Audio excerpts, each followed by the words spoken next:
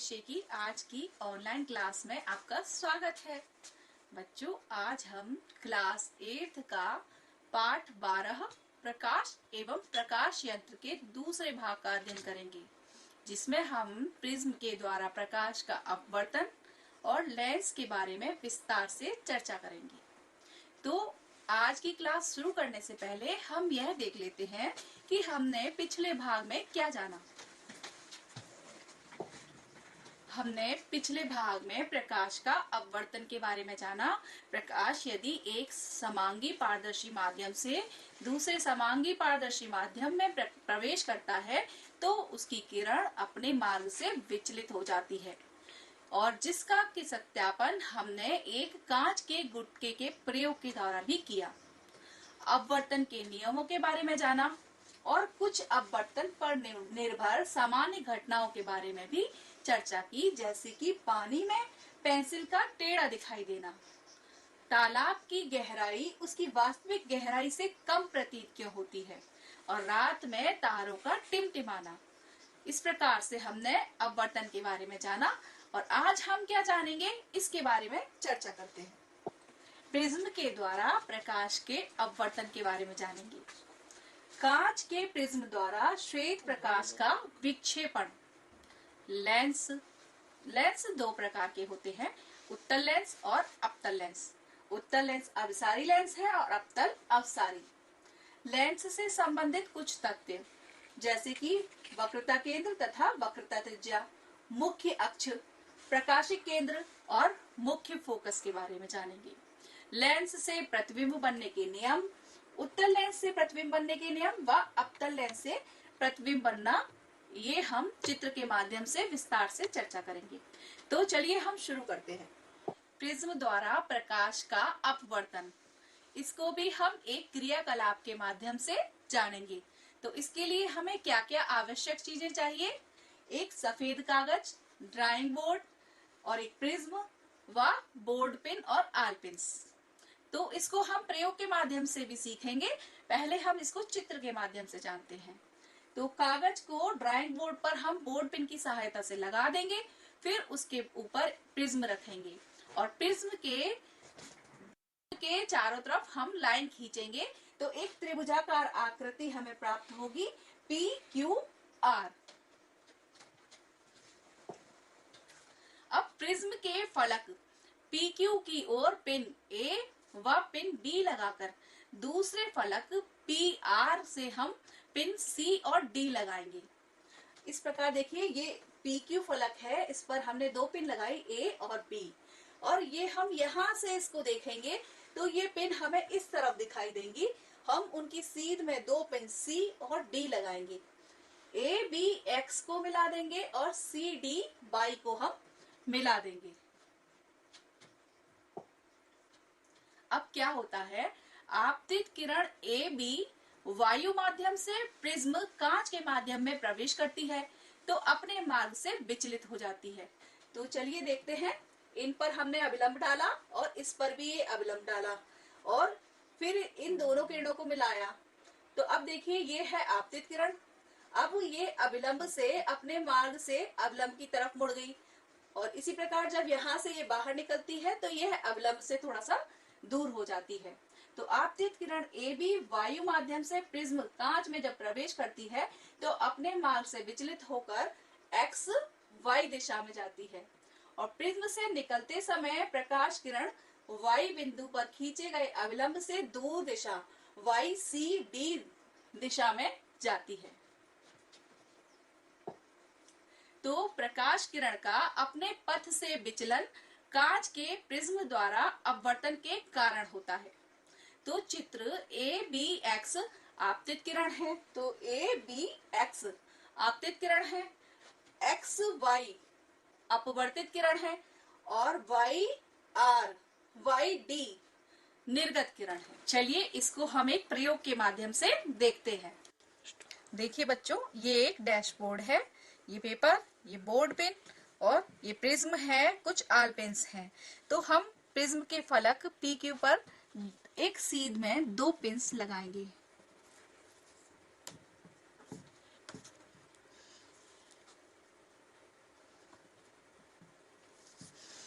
इसके दूसरे फलक से हम इसको देखेंगे और उन पिनों की सीध में हम दूसरी दो अन्य पिन गाड़ देंगे।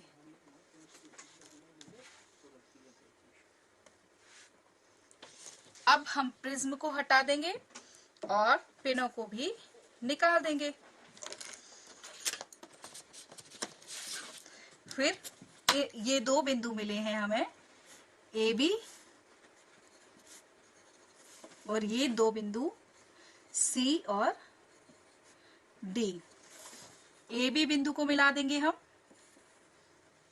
और सी डी को मिला देंगे।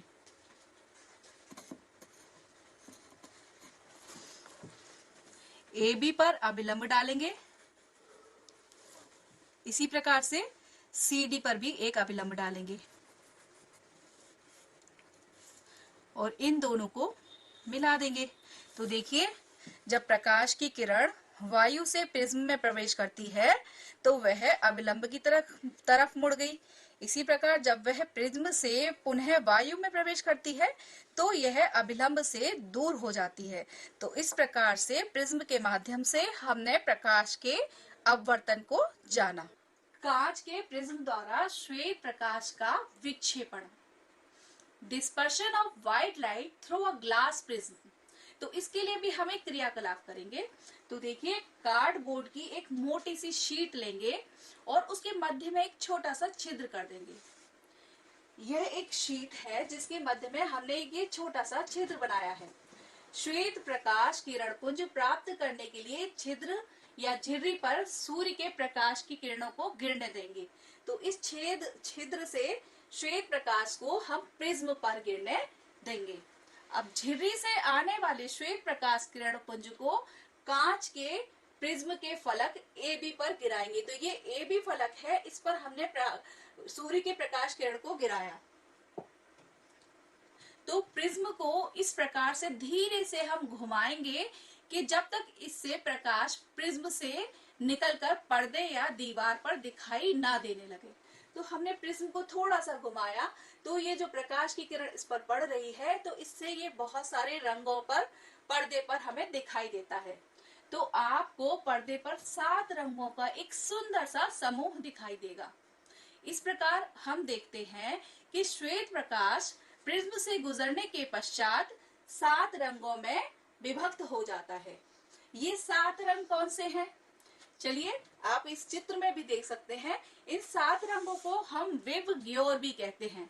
वी से देखिए, वी से वॉयलेट यानी कि बैंगनी कलर, आई से इंडिगो जामुनी कलर, बी से ब्लू यानी कि नीला रंग, और जी से ग्रीन, वाई से येलो यानी कि पीला, और ऑरेंज यानी कि नारंगी, और सबसे आखिरी में ऊपर की तरफ लाल रंग है। तो इस प्रकार से प्रिज्म के द्वारा सफेद प्रकाश को 7 रंगों में विभक्त कर दिया गया। इसी को हम प्रिज्म के द्वारा प्रकाश का विक्षेपण कहते हैं। तो प्रिज्म से गुजरने के पश्चात श्वेत प्रकाश अपने अवयवी रंगों में विभक्त होता है। इसे प्रकाश का विक्षेपण कहते हैं। पर्दे पर प्राप्त 7 रंगों के समूह को प्रकाश का वर्णक्रम कहते हैं। अब हम लेंस के बारे में पढ़ेंगे। तो बच्चों, आपने देखा होगा कि घड़ी साज घड़ी के पुर्जों को देखने के लिए एक युक्ति का प्रयोग करता है।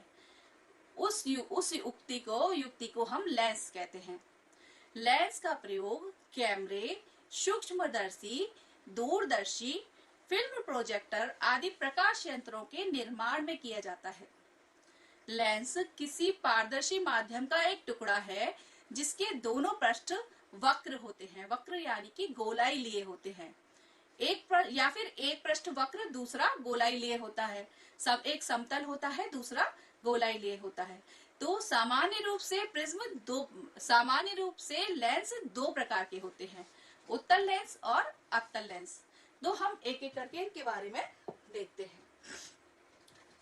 जिस लेंस के मध्य का भाग मोटा, ये आप चित्र में देख सकते हैं, इसका मध्य का भाग मोटा है, उठा हुआ है और किनारे इसके पतले हैं, उस लेंस को उत्तल लेंस कहते हैं। और जिस लेंस के मध्य का भाग पतला होता है और उसके किनारे मोटे होते हैं उसे अवतल लेंस कहते हैं। तो ये देखिए बच्चों, ये एक उत्तल लेंस है, इसका मध्य का भाग मोटा है और किनारे इसके पतले हैं, ये है उत्तल लेंस। और इसी प्रकार से यह अवतल लेंस है, मध्य का भाग इसका पतला है और इसके किनारे देखिए कितने मोटे हैं। उत्तल लेंस के दोनों पृष्ठ उत्तल तथा अवतल लेंस के दोनों पृष्ठ अवतल होते हैं। तो उत्तल यानी कि उभरे हुए, उत्तल लेंस के दोनों पृष्ठ उभरे हुए हैं और अवतल लेंस के दोनों पृष्ठ अंदर की तरफ थोड़े से धंसे हुए हैं। उत्तल यानी कि अभिसारी लेंस, कॉन्वेक्स कन्वर्जिंग लेंस। उत्तल लेंस आपतित समानांतर प्रकाश की किरणों को मुख्य अक्ष की ओर मोड़ देता है, इसलिए इसे अभिसारी लेंस कहते हैं। ये देखिए, ये एक लेंस है और यदि इस पर समानांतर प्रकाश की किरणें गिर रही हैं तो ये इसको अपने अक्ष की तरफ एक जगह केंद्रित कर देता है, इसलिए इस लेंस को हम अभिसारी लेंस भी कहते हैं। इसी प्रकार से अवतल लेंस को हम अपसारी लेंस, कॉनकेव डाइवर्जिंग लेंस कहते हैं। अवतल लेंस आपतित समानांतर प्रकाश की किरणों को चित्र के अनुसार मुख्य अक्ष से दूर फैला देता है, इसे इसीलिए अपसारी लेंस कहते हैं। ये देखिए, ये इसकी समानांतर इस पर प्रकाश की किरणें गिर रही हैं जो कि मुख्य अक्ष से दूर फैल गई हैं, इसलिए इसको अपसारी लेंस कहते हैं। लेंस से संबंधित कुछ महत्वपूर्ण तथ्य, वक्रता केंद्र तथा वक्रता त्रिज्या। तो बच्चों देखिए, लेंस जैसे ये उत्तल लेंस है और ये अवतल लेंस है, तो ये उत्तल लेंस का एक साइड एक गोले का भाग है और दूसरा तरफ उसका दूसरे गोले का भाग है। तो इसके गोले के केंद्र से इसके मुख्य अक्ष तक की दूरी, ये जो इसका केंद्र है इसको C1 तथा दूसरे गोले के केंद्र को C2, ये दोनों लेंस के पृष्ठों के वक्रता केंद्र हैं। ये क्या है? वक्रता केंद्र। इसी प्रकार से अवतल लेंस में इस गोले का केंद्र ये है और इस गोले का ये है, तो C1 और C2 अवतल लेंस में ये इसके वक्रता केंद्र हैं। लेंस का प्रत्येक पृष्ठ जिस गोले का भाग होता है उसकी त्रिज्या लेंस की वक्रता त्रिज्या कहलाती है। तो गोले की त्रिज्या तो आप जानते ही होंगे, केंद्र से परिधि तक की जो लाइन खींचते हैं वो गोले की त्रिज्या होती है। तो इसी प्रकार लेंस में दो गोले हैं तो इसकी केंद्र से इसकी पृष्ठ तक की ये जो वक्रता त्रिज्या कहलाती है। लेंस में दो वक्रता केंद्र और दो वक्रता त्रिज्याएं होती हैं। मुख्य अक्ष, वक्रता केंद्र C1 और C2 से गुजरने वाली रेखा x y। तो ये दो वक्रता केंद्रों को यदि हम मिलाएंगे तो इन दोनों से गुजरने वाली जो रेखा है x और y, ये मुख्य अक्ष है। प्रकाशिक केंद्र, मुख्य अक्ष पर स्थित वह बिंदु जिससे गुजरने वाली प्रकाश की किरणों में विचलन नहीं होता है, यानी कि वो लेंस के उस केंद्र से सीधे निकल जाती हैं, उसे हम प्रकाशिक केंद्र कहते हैं। आप इस चित्र में देख सकते हैं, ये एक बिंदु है, यहाँ से कोई भी प्रकाश की किरण इस पर डलेगी तो वो सीधी निकल जाती है। इसी प्रकार से ये अवतल लेंस में है, ये प्रकाश की किरण सीधी निकल जाती है, इसको हम प्रकाशिक केंद्र कहते हैं। बिंदु O लेंस का प्रकाशिक केंद्र है। मुख्य फोकस, मुख्य अक्ष पर स्थित वह बिंदु जिससे आने वाली या आती हुई प्रतीत होने वाली किरणें लेंस से निकलने के बाद मुख्य अक्ष के समानांतर हो जाती हैं, मुख्य अक्ष के समांतर हो जाती हैं, लेंस का मुख्य फोकस कहलाता है। तो देखिए, इस बिंदु से जो किरणें आती हैं, मुख्य अक्ष पर स्थित ये एक बिंदु है, यदि इससे होकर जो किरणें जाती हैं वो मुख्य अक्ष के समानांतर हो जाती हैं, ये मुख्य फोकस कहलाता है। फोकस तथा प्रकाशिक केंद्र के मध्य की दूरी, ये फोकस है अवतल लेंस का, इस तरफ होता है, उत्तल लेंस का फोकस इस तरफ होता है। तो फोकस केंद्र से प्रकाशिक केंद्र के बीच की दूरी को हम फोकस दूरी कहते हैं। उत्तल लेंस की फोकस दूरी ये है और अवतल लेंस की फोकस दूरी ये है। लेंस से प्रतिबिंब बनने के नियम, तो बच्चों लेंस से विभिन्न दूरियों पर कोई भी वस्तु रखी जाती है और उसके प्रतिबिंब बनते हैं। तो इसके कुछ विशेष नियम हैं, तो पहले उन पर चर्चा करते हैं, फिर लेंस से हम प्रतिबिंब बनाने के बारे में अध्ययन करेंगे। निम्नलिखित 3 विशिष्ट गुणों में से किन्हीं 2 की सहायता से हम किरण आरेख सुगमता से खींच सकते हैं। तो लेंस के प्रकाशिक केंद्र से जाने वाली प्रकाश की किरणें लेंस के अपवर्तन के पश्चात बिना मुड़े उसी दिशा में निकल जाती हैं। जैसा कि अभी हमने पहले भी बताया था कि लेंस के प्रकाशिक केंद्र पर कोई भी किरणें जाती हैं तो वह सीधी निकल जाती हैं।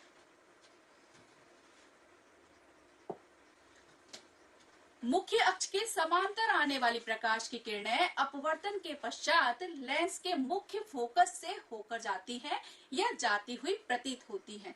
तो उत्तल लेंस में यदि मुख्य अक्ष के समांतर कोई किरणें गिर रही हैं तो ये फोकस से होकर जाती हैं सीधी, और अवतल लेंस में फोकस से जाती हुई प्रतीत होती हैं और मुख्य अक्ष से ये अपवर्तन के पश्चात दूसरी तरफ मुड़ जाती हैं। मुख्य फोकस से होकर गुजरने वाली प्रकाश की किरणें या मुख्य फोकस पर मिलती हुई प्रतीत होने वाली प्रकाश की किरणें लेंस से अपवर्तन के पश्चात मुख्य अक्ष के समानांतर निकल जाती हैं। तो यदि फोकस से होकर कोई किरणें जा रही हैं तो यह मुख्य अक्ष के समांतर निकल जाती हैं। इस प्रकार इसमें मुख्य फोकस से आती हुई प्रतीत हो रही हैं और ये मुख्य अक्ष के समानांतर निकल जाती हैं। उत्तल लेंस से प्रतिबिंब बनना। तो बच्चों उत्तल लेंस से बने प्रतिबिंब की प्रकृति, स्थिति एवं आकार वस्तु की स्थिति पर निर्भर करता है। हम निम्नलिखित चित्रों में इन प्रतिबिंबों के निर्माण का किरण आरेख प्रस्तुत कर रहे हैं। तो यदि वस्तु लेंस के प्रकाशिक केंद्र O और फोकस के मध्य रखी है तो इसका प्रतिबिंब कहाँ बनेगा और कैसा बनेगा, इसको देखते हैं। तो यदि वस्तु फोकस और प्रकाशिक केंद्र के मध्य रखी है तो इसकी एक प्रकाश की किरण प्रकाशिक केंद्र से सीधी निकल जाएगी और दूसरी प्रकाश की किरण इससे फोकस से जाती हुई प्रतीत होगी। यदि हम इन्हें पीछे मिलाएंगे तो ये दूर होती चली जाएंगी और इस तरफ मिलाएंगे तो ये इस बिंदु पर आकर मिल जाती हैं। तो देखिए इसका वस्तु से बड़ा और आभासी और सीधा प्रतिबिंब बनता है।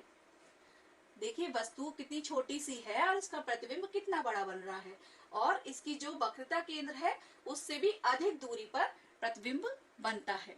तो प्रतिबिंब वस्तु के पीछे आभासी, सीधा और वस्तु से बड़ा बनता है। यदि लेंस के फोकस पर स्थित वस्तु का प्रतिबिंब बनना है तो वो अनंत पर वास्तविक, उल्टा व वस्तु से बहुत बड़ा बनता है। तो यदि फोकस से पर कोई वस्तु रखी है तो एक प्रकाशिक केंद्र से एक सीधी लाइन जाएगी, दूसरी लाइन फोकस से होकर जाएगी। इनको यदि हम दोनों को बढ़ाएंगे तो दोनों समानांतर रहेंगी और बहुत बड़ा प्रतिबिंब अनंत दूरी पर बनेगा। और वस्तु सीधी है और प्रतिबिंब नीचे की तरफ बन रहा है तो प्रतिबिंब उल्टा बनेगा। लेंस की फोकस दूरी तथा दुगनी दूरी के बीच स्थित वस्तु का प्रतिबिंब लेंस से दूसरी ओर, चलिए देखते हैं। लेंस की फोकस दूरी है और फोकस दूरी के ही बराबर दुगनी दूरी, ये इसकी वक्रता केंद्र है। वक्रता केंद्र फोकस दूरी से दुगनी दूरी पर होता है। तो इन दोनों के मध्य में यदि हमने कोई वस्तु रखी है तो इसकी देखिए पहली किरण गई और फोकस से होकर जाएगी, दूसरी किरण प्रकाश केंद्र से सीधे निकल जाएगी और यदि हम इनको दोनों को बढ़ाएंगे तो ये इस बिंदु पर आकर काटते हैं। तो इसको हमने मिला दिया, इतना बड़ा प्रतिबिंब बन रहा है जो कि वस्तु से बड़ा, उल्टा और वास्तविक है।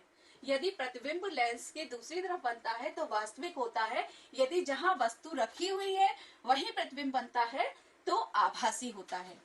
तो यदि फोकस दूरी से दुगनी दूरी के बीच में कोई वस्तु रखी है तो इसका प्रतिबिंब दुगनी फोकस दूरी से दूर, वस्तु से बड़ा, उल्टा और वास्तविक होगा। लेंस की फोकस दूरी के दुगनी दूरी पर रखी वस्तु का प्रतिबिंब। अब इसको देखते हैं। फोकस दूरी से दुगनी दूरी पर रखी है कोई वस्तु, इसको हम वक्रता केंद्र भी बोल सकते हैं। तो इसकी एक किरण फोकस से होकर जाएगी, दूसरी प्रकाशीय केंद्र से, और ये दूसरी तरफ फोकस दूरी की दुगनी ही दूरी पर और वस्तु के ही बराबर उल्टा और वास्तविक प्रतिबिंब बनेगा। इसको पुनः देखिए, ये वस्तु के बराबर ही है और जितनी दूरी पर यहाँ रखी है फोकस दूरी से दुगनी दूरी पर, यहाँ पे भी फोकस दूरी से दुगनी दूरी पर उल्टा और वास्तविक प्रतिबिंब बनता है।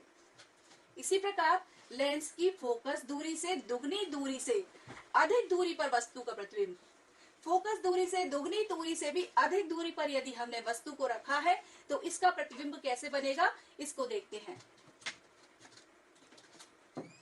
एक प्रकाश की किरण फोकस बिंदु से होकर गई और दूसरी प्रकाश की किरण प्रकाशीय केंद्र से होकर गई, और ये फोकस दूरी से दुगनी दूरी और फोकस दूरी के मध्य वस्तु से छोटा और उल्टा व वास्तविक प्रतिबिंब बनेगा। तो इस प्रकार से हमने उत्तल लेंस के प्रतिबिंबों को बनना देखा। यदि अनंत दूरी पर कोई वस्तु रखी है तो उसका प्रतिबिंब लेंस के दूसरी ओर लेंस के फोकस पर वास्तविक उल्टा वस्तु से अत्यधिक छोटा सा बनेगा। यदि बहुत दूर अनंत दूरी पर कोई वस्तु है तो इसकी हमने आपको बताया था, अनंत दूरी से यदि कोई प्रकाश की किरणें हैं वो सभी फोकस से आती हैं, मिल जाती हैं, तो इसका छोटा सा प्रतिबिंब और फोकस पर बनेगा, वास्तविक और उल्टा। इस प्रकार से उत्तल लेंस के प्रतिबिंब बने। अब अवतल लेंस के प्रतिबिंब बनने की प्रक्रिया को हम देखेंगे। अनंत पर स्थित वस्तु से आने वाली किरणें लेंस के मुख्य अक्ष के समांतर होती हैं, अतः लेंस के अपवर्तन के पश्चात लेंस के फोकस बिंदु F से फैली हुई प्रतीत होती हैं। यदि अनंत से किरणें जो आ रही हैं जो समांतर, तो ये फोकस से आती हुई प्रतीत होती हैं। अतः अनंत पर स्थित वस्तु का अवतल लेंस से बना प्रतिबिंब लेंस के फोकस पर बनेगा और वस्तु का प्रतिबिंब आभासी, सीधा एवं अत्यंत सूक्ष्म होगा।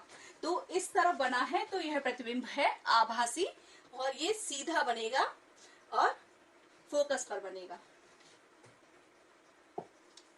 यदि वस्तु को अनंत से लेंस की ओर खिसकाया जाए तो वस्तु का प्रतिबिंब भी लेंस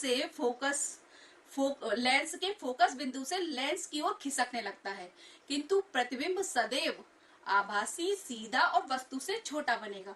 उत्तल दर्पण में हमने अलग अलग स्थितियों में अलग अलग प्रतिबिंबों को देखा, लेकिन अवतल लेंस में यदि अनंत से वस्तु को लेंस की तरफ खिसकाते जाएंगे तो प्रतिबिंब भी फोकस से लेंस की तरफ खिसकता जाएगा, जो सदैव आभासी, वस्तु से छोटा और सीधा हो।